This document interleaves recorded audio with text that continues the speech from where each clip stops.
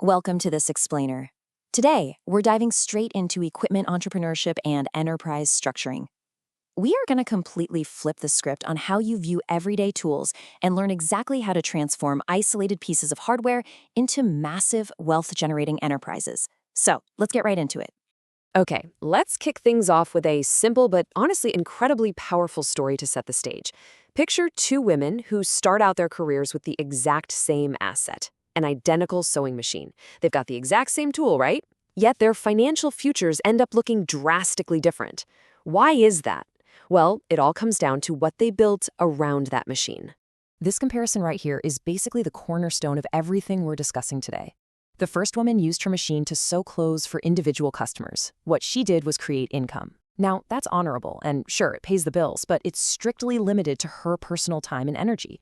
The second woman took that exact same sewing machine and built a uniform production business. She trained apprentices, she secured long-term contracts to supply schools and whole organizations.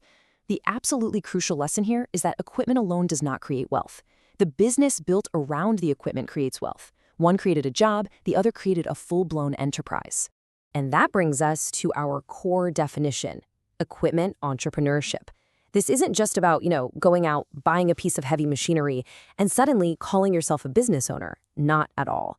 It's about creating, managing, and actually growing businesses that use equipment to provide products or services. The fundamental shift here is moving away from the ego or pride of simply owning a cool piece of equipment and moving toward the strategy of building a profitable, sustainable, and scalable enterprise around it. So let's look at how this builds into what we call the equipment opportunity chain. This maps out the exact evolution of a successful business. You start at step 1 with the equipment, but an idle machine, that's just a very expensive paperweight. You have to move to step 2 by wrapping a dedicated service around it. Step 3, you find a customer who desperately needs that exact service. Step 4, that transaction generates revenue. And finally, step 5, you structure that recurring revenue into a fully functioning enterprise. It's a deliberate step-by-step chain reaction of value creation. Think about how this scales in the real world. A camera doesn't just take pictures. Wrap a service around it, find the customer, and boom, it scales into a full media business. A tractor isn't just a farm vehicle, it's the literal foundation of an agricultural enterprise. A generator scales up to become an energy enterprise. Did you know that businesses that overleverage themselves by buying expensive equipment without a clear service plan fail at a staggeringly high rate? It's true.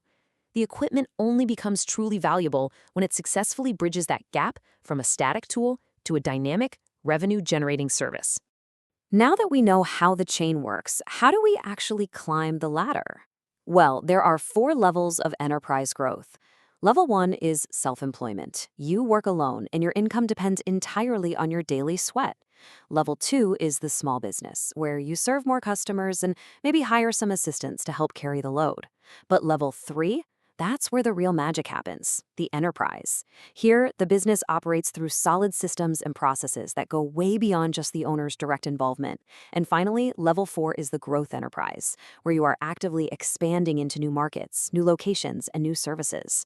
The whole goal of this explainer is to push you out of level 1 and accelerate you right up toward level 4. Now, you might be sitting there wondering, does this actually apply to my specific industry? And the answer is absolutely yes. These opportunity clusters span across essentially every sector you can think of. We're talking construction, welding and manufacturing, agriculture and food production, transport and haulage, solar energy and water systems, creative fields like media and IT, right on down to personal sectors like beauty, healthcare, and facility management. No matter what sector you operate in, this entrepreneurial climb is for you. But here is the true beauty of this entire framework. There are fundamentally different ways to participate in this equipment economy. You don't have to play the game the exact same way as everyone else. You don't necessarily have to max out your credit cards or take on crushing bank loans to buy heavy machinery just to get your foot in the door. Let's break down these distinct business ownership models. First, you have the classic owner model, where you own and operate the gear yourself. Then there's the service provider model, where you just use equipment to provide the service. But consider the agent model for a second. You literally just connect customers to the people who do own the equipment. Genius, right? Then there's the cooperative model, where a group shares the ownership and use of the equipment. And finally, the partnership model, where multiple individuals jointly operate the business. Basically, you can operate it, you can connect people to it, or you can share it. Let's ground all this theory in reality for a second. Consider this case study of a community agro-processing center.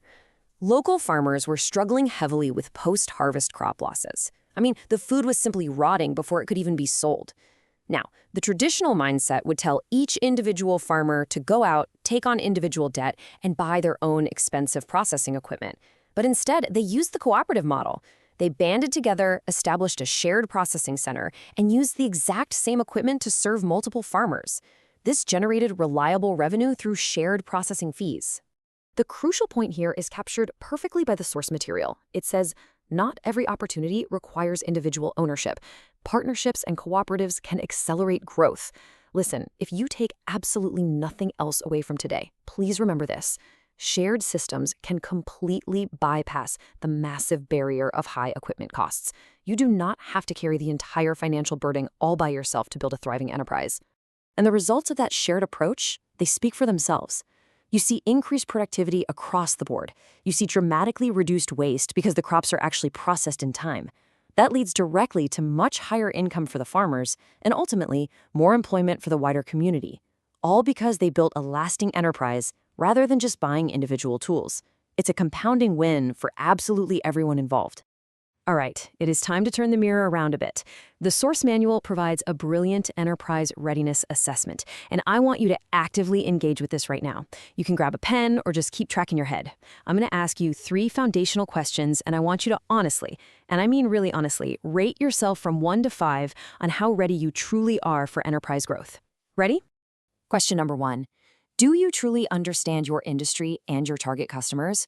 Think about it. A score of 1 means you have a vague idea.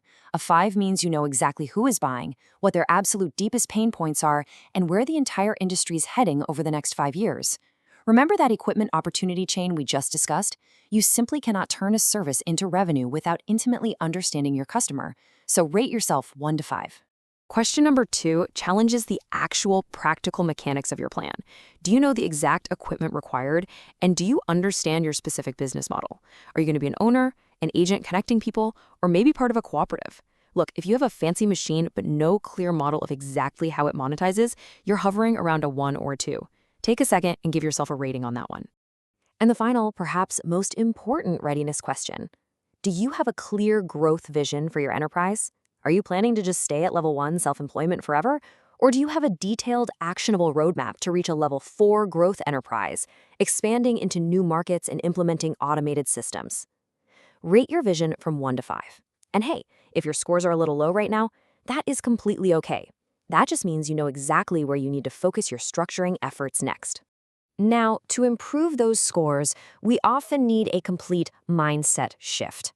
The old thinking dictates that equipment is the business, and I need to own equipment before I can even start. That is a very dangerous trap. The new paradigm, what's called Triple E thinking, shifts to realizing that equipment merely supports the business. It's the customers who actually create the revenue. It's that revenue that sustains the enterprise. And ultimately, structured enterprises are what attract serious investment and funding. Let's bring it all together with our key takeaways. Number 1, equipment is nothing more than a tool for creating value. Number 2, real enterprises are built around genuine market opportunities, not just cool, shiny machinery. Number 3, businesses only transcend self-employment and grow through solid structure and operational systems. And most importantly, lasting wealth and enterprise growth require deliberate organization and planning. I'm going to leave you with this final, somewhat provocative thought to chew on. Now that you know the equipment is just the tool, it's just the starting block, what enterprise are you going to build around it to attract your next round of funding? Because as we've learned today, investors do not just fund machines. They fund structured, scalable enterprises. Think deeply about that and keep structuring for growth. Catch you next time.